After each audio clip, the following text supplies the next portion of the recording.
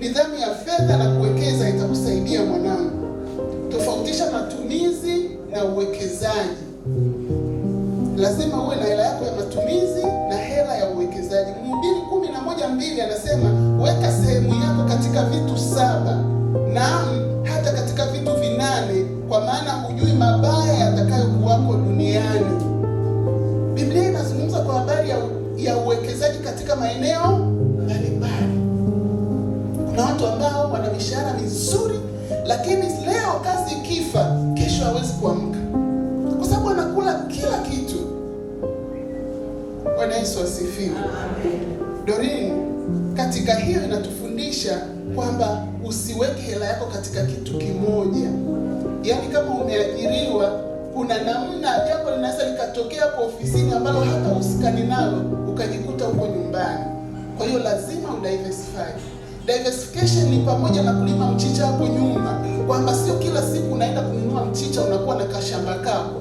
Diversification ni pamoja na kusema ninaona pale kama kuna nafasi tuweke hapo kibanda cha maandazi, ukamtafuta mtu ukamlipa kakaa pale. Diversification ni pamoja na kusema nasikia UTT huwa inafanyaje kazi. Ni pamoja na kujifunza njia za kuongeza kipato. Biblia inatuambia njia 7 na njia 8. Mwanamke mwenye hekima ana akiba. Kama nilivyosema, anza na nauli ya nyumbani kwenu.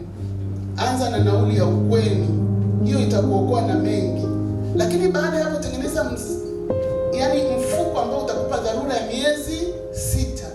Yaani jiulize, hivi nikiamka leo nikaenda nikakuta ofisi imeungua, naweza kuishi kwa miezi mingapi kwa akiba nilionayo?